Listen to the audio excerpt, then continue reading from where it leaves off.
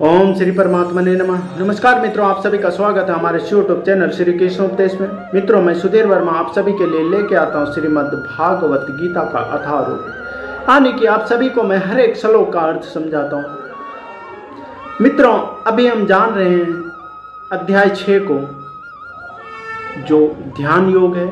इस अध्याय में बताया गया है कि हमें किस तरह अपने भगवान का ध्यान करना चाहिए, किस तरह से हम अपने भगवान तक पहुंच सकते हैं, किस तरह अपने भगवान को हम पा सकते हैं। इन सभी के विधियों को इस अध्याय में बताया गया है।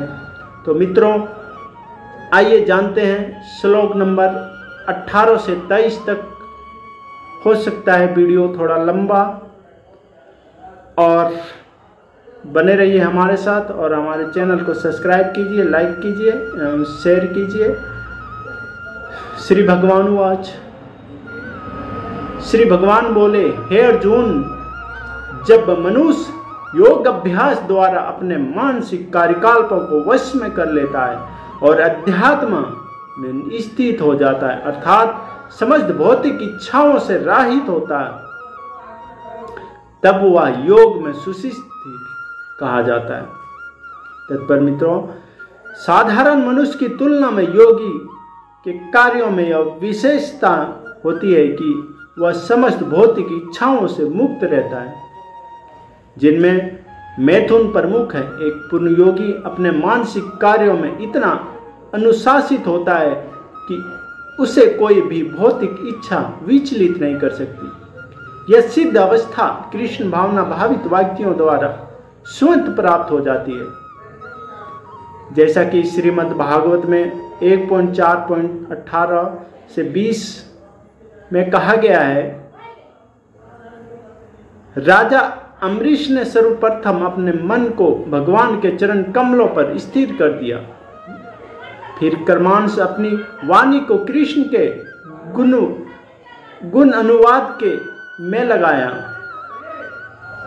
हाथों को भगवान के मंदिर को स्वच्छ करने, कानों को भगवान के कार्यकल्पों को सुनने, आंखों को भगवान के दिव्य स्वरूप का दर्शन करने, शरीर को अन्य भक्तों के शरीर का स्पर्श करने, घनोन्द्रिया को भगवान पर चढ़ाए गए कमल पुष्प की सुगंध सूंघने, जीभ को भगवान के चरण कमलों पर चढ़ाए गए तुलसी पत्रों का स्वाद लेने, पांवों को तीर्थ यात्रा करने तथा भगवान के मंदिर तक जाने, सिर को भगवान को प्रणाम करने तथा अपनी इच्छाओं को भगवान की इच्छा पूरी करने में लगा दिया। ये सारे दिव्य कार्य शुद्ध भक्त के स्वार्थ अनुरूप है। निर्वेशवादी के लिए यह दिव्य व्यवस्था अनिवार्यनीय हो सकती है, किंतु कृष्ण भावना भावित व्यक्ति के लिए यह अत्यंत सुगम एवं व्यवहारिक है। जैसे कि महाराजा अम्बरीश की ऊपरी वर्णित जीवनाचार्य से स्पष्ट हो जाता है कि जब तक निरंतर स्मरण द्वारा भगवान के चरण कमलों में मन को स्थिर नहीं कर लिया जाता, तब तक ऐसे दिव्य कार्य व्यवहारिक नहीं बन पाते। अतः भगवान की भक्ति में इन विवाहित कार्यों को अर्चना कहते हैं, जिसका अर्थ है समस्त इंद्रियों को भगवान की सेवा में लगाना। इंद्रियों तथा मन को कुछ न कुछ कार्य चाहिए, कोरा निग्रह व्यवहारिक नहीं है। अतः सामान्य लोगों के लिए, विशेषकर जो लोग संन्यास आश्रम में नहीं है, ऊपर वर्णित इंद्रियों तथा मन का दिव्य कार्य ही दिव्य सफलता की सही विधि है, जिसे भागवत गीता में युक्त कहा गया है। 19वां श्लोक। जिस प्रकार वायु रहित स्थान में दीपक हिलता डुलता नहीं, उसी तरह जिस योगी का मन वश में होता है, वह आत्मा के ध्यान से सदैव स्थिर रहता है। तत्पर मित्रों, कृष्ण भावना भावित व्यक्ति अपने आराध्य देव के चिंतन में उसी प्रकार अविचलित रहता है जिस प्रकार वायु रहित स्थान में एक दीपक रहता है। 20वां, 21वां, 22वां और 23वां श्लोक। इस प्रकार है। श्री भगवान उवाच। श्री भगवान बोले, हे पार्थ, सिद्धि की अवस्था में जिस समाधि कहते हैं, मनुष्य का मन योग अभ्यास के द्वारा भौतिक मानसिक क्रियाओं से पूर्णतः संयमित हो जाता है। इस सिद्धि की विशेषता यह है कि मनुष्य शुद्ध मन से अपने को देख सकता है और अपने आप में आनंद उठा सकता है। उस आनंदमयी स्थिति में वह दिव्य इंद्रियों द्वारा असीम दिव्य सुख में स्थित रहता है। इस प्रकार स्थापित मनुष्य कभी सत्य से विपथ नहीं होता और सुख की प्राप्ति हो जाने पर वह इससे बड़ा कोई दूसरा लाभ नहीं मानता। ऐसी स्थिति को पाकर मनुष्य बड़ी से बड़ी कठिनाइयों में भी विचलित नहीं होता। यह निस्संदेह भौतिक संसर्ग से उत्पन्न होने वाले समस्त दुखों की वास्तविक मुक्ति है। तत्पर मित्रों, योग अभ्यास से मनुष्य भौतिक धारणाओं से कर्मांश विरक्त हो जाता है। यह योग का प्रमुख लक्षण है। इसके बाद वह समाधि में स्थित हो जाता है, जिसका अर्थ यह होता है कि दिव्य मन तथा बुद्धि के द्वारा योगी अपने आप को परमात्मा समझने का भ्रम ना करके परमात्मा की अनुभूति करता है, परमात्मा को जानने की कोशिश करता है। योग अभ्यास बहुत कुछ पतंजलि की पद्धति पर आधारित है। कुछ प्रामाणिक भाष्कर जीवात्मा तथा परमात्मा में अभेद स्थापित करने का प्रयास करते हैं और अद्वैतवादी इसे ही मुक्ति मानते हैं, किंतु वे पतंजलि की योग पद्धति के वास्तविक प्रयोजन को नहीं जानते। पतंजलि पद्धति में दिव्य आनंद को स्वीकार किया गया है, किंतु अद्वैतवादी इस दिव्य आनंद की स्वीकार नहीं करते, क्योंकि उन्हें भ्रम है कि इससे कहीं उनके अद्वैत्व में बाधा न उपस्थित हो जाए। अद्वैतवादी ज्ञान तथा ज्ञात के द्वैत को नहीं मानते, किंतु इस श्लोक में दिव्य इंद्रियों द्वारा अनुभूत दिव्य आनंद को स्वीकार किया गया है।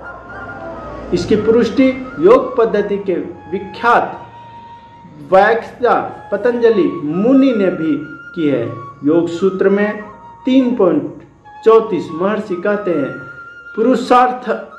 पुरुषार्थ शून्य गुणाना प्रतिपश्वा केवल्य सर्वरूप प्रतिष्ठिता व चिति शक्ति रीता।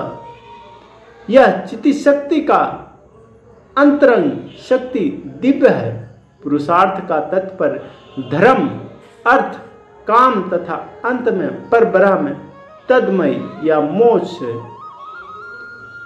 अद्वैतवादी परब्रह्म से इस तद्मय को केवल कहते हैं, किंतु पतंजलि के अनुसार केवल यम वह अंतरंग का दिव्य शक्ति है, जिससे जीवात्मा अपनी स्वाभाविक स्थिति से अवगत होता है।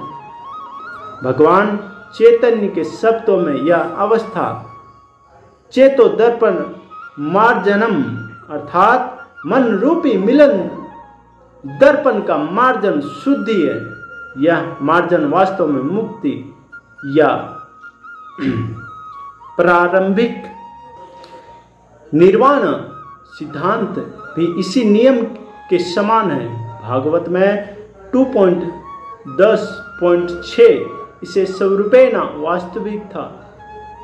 वास्तविक स्थिति कहा गया है। भागवत गीता के इस श्लोक में भी इसी की पुष्टि हुई है। निर्वाण के बाद आध्यात्मिक कार्यकल्पों की या भागवत भक्ति की अभिव्यक्ति होती है, जिसे कृष्ण भावनामृत कहते हैं। भागवत के शब्दों में स्वरूपेण व्यवस्थिति जीवात्मा का वास्तविक जीवन यही है। भौतिक दूषण से आध्यात्मिक जीवन के कालमश युक्त होने की अवस्था माया है। इस भौतिक दूषण से मुक्ति का अभिप्राय जीवात्मा की मूल्य दिव्य स्थिति का विनाश नहीं है। पतंजलि भी इसकी पुष्टि इन शब्दों से करते हैं। केवल्य, स्वरूप, प्रतिष्ठिता व चितिस